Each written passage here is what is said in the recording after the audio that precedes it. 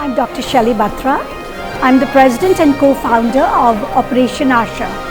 That's the largest NGO in TB treatment in India and the third largest in the world.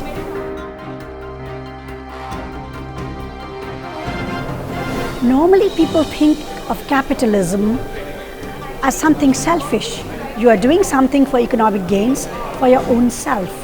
But I believe that the times they are changing and there's a lot of shared value to all. When you see economic growth everywhere, there are jobs created, there are people who are lifted out of poverty because of industries. When I went to Tata Nagar years ago, Jamshedpur, I found a beautiful city and there were so many people getting food on the table, they had jobs, they had education for the kids, and because of one big businessman, many ancillary industries had cropped up in the neighborhood. These industries were supplying raw materials or little things to the big industry. So when you have a big company, you need furniture, you need paper plates, you need spoons, you need so many things. All that has to be manufactured. So capitalism, where everyone is focused on economic growth, is the way for growth and development. In fact, you might be remembering in China, there was a time years ago when there were collective farms. So whatever was the income from the farm, that would be shared equally amongst all, irrespective of the amount of work they put in. And when the emphasis moved from collective farms to individual profit sharing, productivity went up. And I think that's what capitalism is all about.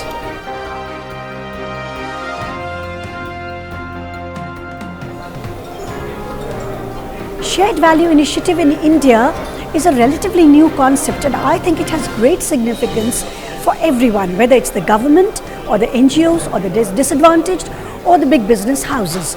Because unless there is something that appeals to all and there is a tangible benefit to all, people are not going to engage in any particular project or enterprise or endeavor. And I'll give an example of my own organization, Operation Asha, where we are treating TB in the poorest of the poor. And you will wonder, where is the shared value in TB treatment? We are not generating money, we are not charging money. Who benefits? Where is the shared value? Now the shared value I want to say here is for everybody. Starting with the patients themselves who earn not just health because of TB treatment, but a life of productivity and economic empowerment. TB treatment is a poverty alleviation exercise. Each TB patient, once he or she is treated, gets an annuity of close to $12,000 as decided by the government of India. So the benefit is there for the patient and of course the shared value for the community at large. If one patient is treated, others are not going to fall sick. It's a communicable disease. And when Operation Asha goes into the disadvantaged areas, creates jobs for the disadvantaged, for those people living in the slums, in the tribal areas and villages who have no jobs.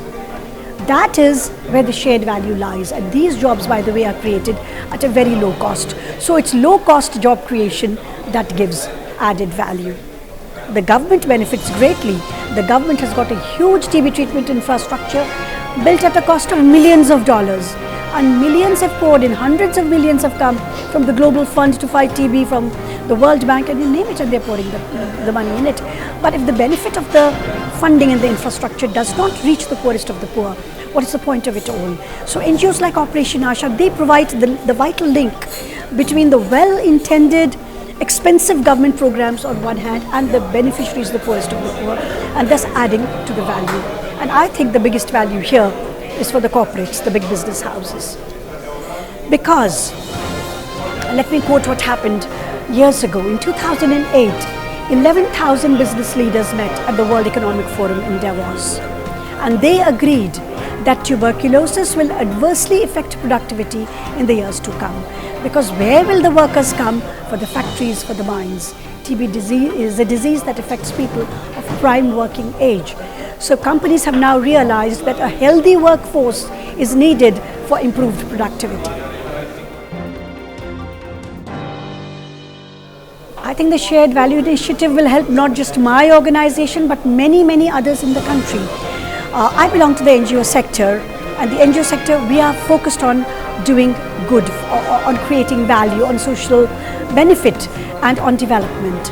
Once the big businesses realize that shared value should be ingrained in their own philosophy, it should be part of their core perceptions, their thinking, then I think those who are out to do good in the world and to serve the world, they will definitely do better, because it becomes a synergy then.